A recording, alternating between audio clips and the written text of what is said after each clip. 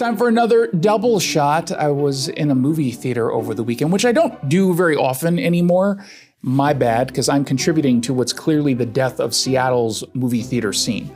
I saw Thunderbolts, which was surprisingly good. It's not Thunderbolts, actually. It's the new Avengers. It's the new Avengers. It's very good. Was that a fake title the entire time, meant to distract the audience from what the reality is? Well, it's a little, of the Avengers? Yeah, there's a little asterisk next to the Thunderbolts. Now we know it's technically going to be called, it's still called the Thunderbolts. Is it? Yeah, it's still Thunderbolts.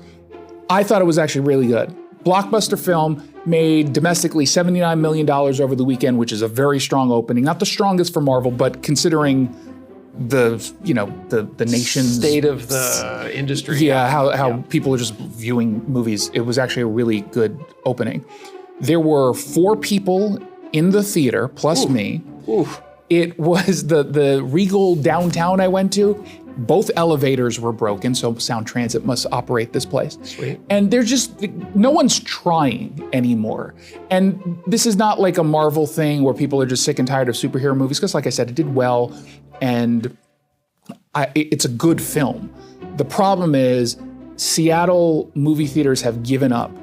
And the only time someone celebrates a movie theater is they point to formerly the Cinerama, but now SIF Downtown, which I'm sick and tired of pretending is a good theater.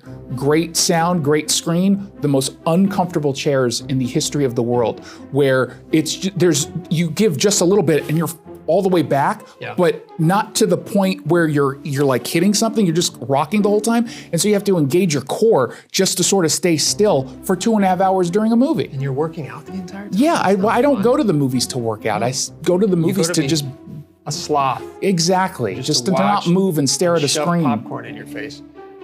Do you ever make your way over to the east side? Do you ever watch movies in Bellevue? I don't, and I'm specifically talking about Seattle. Yeah, we've had movie theaters close. Other places in Washington you can go and get, but it's just weird that you have this densely populated area. No one seems interested in going to a movie. They're not interested in movies. They don't see movies. It's odd, right? Well, no, it makes perfect sense to me. Why? Because there's no families in Seattle. I mean, there are families in Seattle, but like the vast majority of families can't afford to live in Seattle, so they choose to raise their children other places. Like me and my wife chose to go move up to Snohomish County. Theaters are doing very well up there because families are going to see movies. That's a good point. On the east side in Bellevue, But then I don't want to go to a theater filled with families. Well, no, here's the trick. You just go to an area where they are getting a lot of money into their theaters, and they can invest into 21 over theaters, which is fantastic. I'm not talking about like adult movies. I'm talking about just theaters that serve alcohol while you're watching a movie. There's no kids around, which is pretty great. And you can drink, and the seats are like super nice, and they're plush, and there's people coming and serving you food. It's a wonderful experience. Maybe I'll do that the next time I'm going to see a movie, which is probably not going to be until the new Avengers Doomsday, whatever, which is coming out next year. You should see Minecraft. It's in my queue. Is it in your queue? Okay, check it out. We'll see you tomorrow. Hey, it's Jason Rantz here with Scott Rarucka from Legacy Group Capital. He's their CEO. So let's talk about someone who wants to invest in real estate. They don't quite know where to go, what to do, where to start, but they do know, obviously, that right now the market is really, really hot. So you're the place to do it. How do you help? Yeah, so how we help is, we've been investing in the greater Seattle area for over 20 years, and we have a historical track record that is we're super proud of.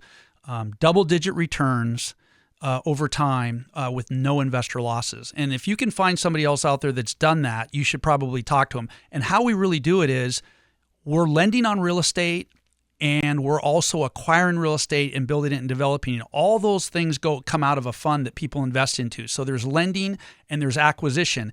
And then we share in profits with all of our investors on both those activities. Jason, most people can't do that on their own. They're not going to go develop properties. They're not going to go be a bank and lend money.